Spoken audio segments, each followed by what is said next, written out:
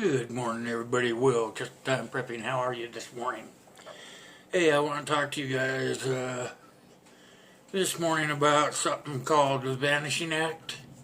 It's actually just what to think about in case you were to be kidnapped. Counter custody principles that can make you a kidnapper's nightmare. You know, we watch Hollywood movies all the time about people being kidnapped, but it's actually really does happen to ordinary people, and especially in places like Mexico and Venezuela, places like that. But I want to take a minute for you guys to think about this, that it could actually happen to you guys right here in the United States if we were to be like in a world without order or something like that. So the first thing is you got to learn how to know your enemy. That would be like a situational awareness. We have talked about this before, and that the threat of identification is key. And the first thing you want to think about is to spot the kidnappers and all their associates involved, and then you want to watch for their physical clues to tell you whether they are violent or not. And some of the clues could be things like a crooked nose, like cauliflower ears, maybe scarring on the knuckles, or even calluses on the middle finger, which would indicate that they've been rubbing against the trigger of a gun or something like that. So these are the things you want to look for if you're ever in that situation. Gang members are usually armed to the teeth, and they have such weapons like AR-15s or AK-47s, or they could have grenades or grenade launchers or even machine guns. The current U.S. laws don't even hinder them from being able to acquire such weapons. Also, I want you to think about is that they have the ability, that you need to have the ability to piece together the clues and understand the threat that you're in and what can help you to defend against being blindsided by kidnappers. There are restraints that you can usually get, that they can usually get, and it's things like they can buy surplus handcuffs. They can use rope, or maybe they'll use duct tape. They can also use industrial zip ties. Even the economy ones would work for them. And many will use a deviant, or even several of the variations, such as tethering the zip ties together. You guys have seen those where you put them together and they look like this, you know, they slip your hands in them, zip them tight, you know. And they'll, at times, if they think that you're a threat to them, they will even take the zip ties and they'll tether them to your belt loop behind your back so that you can't really move around with them. So never go anywhere if you're on vacation or out of the country or something like that. You may want to consider taking some tools with you, simple tools, because some countries won't let you bring some of this stuff into their country, so you have to ad lib it, so to speak, you know. So some of the things you may want to consider to bring would be things like handcuff keys, shims, maybe even a Kevlar cord you could use, that they use for like saws when you're, you know, those cable saws that you can use when you're out in the woods and stuff. You can get that line, that stuff they used to cut it with, that braided cable. You can get that on a roll, and it's pretty inexpensive, so you could unroll a bunch of it, you know. Or even a sharp blade, you know, you could have a sharp blade like in your luggage or something. If something were to happen or whatever, you know, you could somehow conceal it on your body. So with the proper practice and training, you can learn to use these tools, and you can, so that you can escape from custody. various handcuffs put you in various positions, and you need to conceal these items from being detected by your captors, of course. They're going to search your body, so you want to put them in places where they wouldn't think to look or just kind of overlook, So, first thing you want to do is you want to prepare to be improvised. And in many cases, you might not be able to carry such things on you, but you could be prepared so you can improvise some of the stuff that's around you. Say you're crossing over into another country and their laws prevent you from coming into their country with some things. You're going to need to understand what you can do in certain cases. So you may have to get the materials you need right from where you're at. There are a lot of things that you can use to carry to make things easier on you in the event that you should be kidnapped or taken hostage. One of the things that you can do is you can use a toothbrush handle. I don't know if you guys know about this, but you could use a toothbrush handle and you can shape it in the shape of a shiv, or that's prison talk for a crude knife. And you can do it simply by taking it, and if they got you on a concrete floor or something like that, even a carpeting would work. You can take it and you can rub it back and forth on the surface until you actually create a point on it. And a Bic pen also works, will improvise into possibly a syringe or another sharp object that you can use to deter your assailants. A basic metal hair clip is another good thing to use. It can be made into a handcuff shim. You can do that by simply rubbing it across the carpet or a concrete floor. And it could be used as software or hardware, despite the value of the tool that you need. Knowledge and resources are far valuable to you if you were to be held captive or kidnapped. Just remember that while you're in captivity, that the clock is ticking. And in general, being captive doesn't make it any easier as time goes by. Actually, it starts to be more dangerous. After you've been kidnapped, the first few minutes you may still have things like your shoelaces or shoes, maybe even clothes where you can conceal some of the tools. So after a few days or even after a few hours, these items will be found. They will find them on you, and they'll strip them away from you by taking your clothes. They could even quit feeding you or even denying you things like water and stuff like that. And on top of all that, they're going to use abuse against you to alter your mind the way you think. And that will cause malnutrition,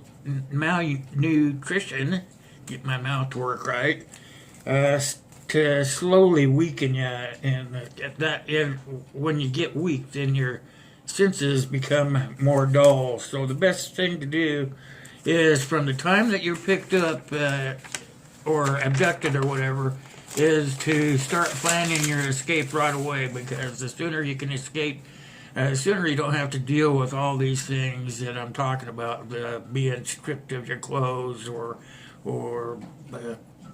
stripping you down naked, or things that will kind of be like a mental warfare on you.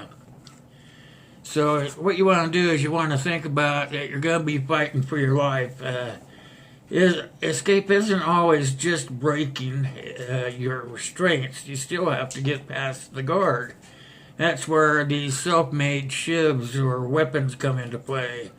the shib is the most powerful weapon that you can use in the right fashion. So here's what you have to do: is when you're going to use a shib, you have to make sure that you're in the right frame of mind. So you want to make sure that when you stab them, you're going to hit an organ or something. That means you're going to have to be violent. You're going to have to be violent in the way that you attack these people, because you have to think that this could be the last thing that you could ever do. It's like a fight for your life. And you can hit an artery in the neck just below the ear. You can just, and I mean, when you do it, you have to put your whole body into it, like you really mean it, violently. And that is so that you use like a machine, a sewing machine. Just sit there and actually do that, as hard as you can, so that you hit an artery. This all comes into the way you're going to subdue the guard. You can hit an artery in the neck, and that's, like I said, right 2 fingers right below your ear is the carotid artery, and that is a very good place to start if you can reach that. And remember, when you jump your guard, you want to make sure that you're being violent. I mean, they're going to be violent to you no matter what, They're going to try to break you down. So when you jump these guards or whoever has you captive, you have to be quick, and you have to actually be violent. Otherwise, you're not going to survive the struggle that you have with them. So another good thing to think about is on your left side, 2 fingers below your nipple is where your lungs and heart are. So when you jump them, you want to make sure that you're stabbing like this, in and up. And you do it like a sewing machine, just like I told you before. And you're using all the force that you can to do this. And that's so that you're fighting for your life. So if you act like you're fighting for your life, it's probably because you are. Because if they get a hold of you after that, you're probably going to be dead. So I want to tell you that the odds of being kidnapped is pretty low, but at the same time, it can happen, and you should know how to handle yourself. Now, these things that I told you about, you can buy handcuff keys, and I think I looked it up on Amazon. You can buy like 5 or 6 of them, and they're only about $10 or so, 10 or 12 bucks. So you could buy some of those, and you can tie them, sew them into the loops of your clothing, like your jeans, or in the neck of your shirt, something like that. Also, that braided cord that you can get, that's for the saws. You can buy that stuff on the roll. It's fairly inexpensive. I looked it up. It's not very. Get like 100 feet of it for $10. You can take that and cut it at lengths that will fit around your waist, and you could sew that right into the waistband of your pants. And that way, if you're held captive or whatever, and your hands are behind your back, you can fidget at the stitching on your clothes and get at the tools that you need to help you escape. If you want to think about it like you're fighting for your life, because you basically are.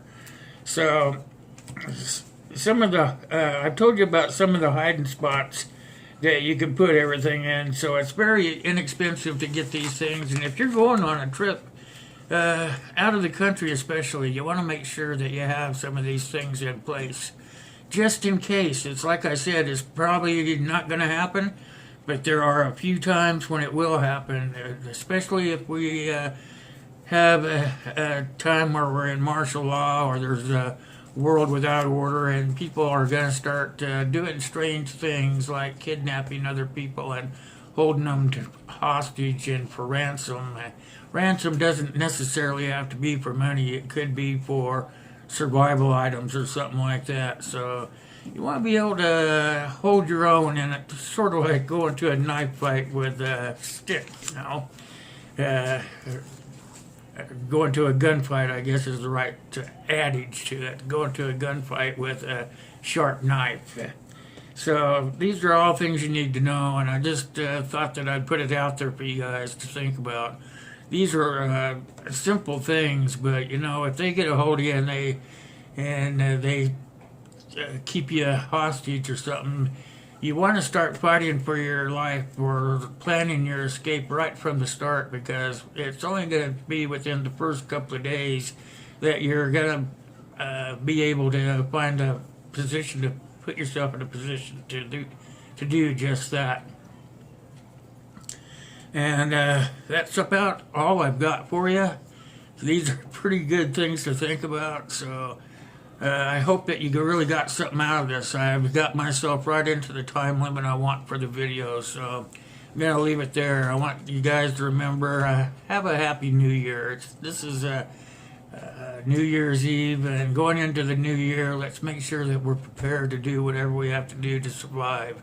Every day that goes by in this new age that we live in could put us in peril of becoming victims of kidnapping or things like this. So just things that we need to think about. And remember, with bringing in 2019, I want to tell you guys that we're going to be doing the story time tomorrow just as planned. And then on Wednesday, we're going to have the live stream. Bring your friends down. We're going to have a lot of fun. We're going to start having a lot of fun. I've got some things planned so we can kind of pep things up a little bit. Make sure you bring your coffee and your thinking cap, because we're going to be doing some other stuff that we haven't been doing in the past. So I want to try to punch everything up a little bit. Try to bring more people into the stream. Bring your friends so that we can have fun. Make sure that sharing is caring. Make sure you get the word out there that, hey, Bill has changed his format. It's a good place to go. We'll get over there and he's going to give you some good information on how to survive in a shtf situation. And that doesn't mean the end of the world or the zombie apocalypse or anything like that. It means it could be an earthquake, a flood, a tornado, something like that. I'm going to give you some help along the way of how to survive all that stuff. So make sure that you bring all your friends to the live streams. Remember, the new live stream times are going to be posted here pretty soon. So make sure that you're paying attention. We're going to be live streaming on Wednesdays, Thursdays, Fridays, and Saturdays, and I'll be taking Mondays off. So I hope everybody is going to have a happy and safe New Year. Remember, if you're drinking, don't drive. And make sure you get a designated driver. But go out and have fun if that's what you choose to do. I myself can sit here at home, watch a little TV, and watch that ball drop from the safety of my own home. So until we meet again, you guys, I'll see you guys out there on the tube, and thank you for watching.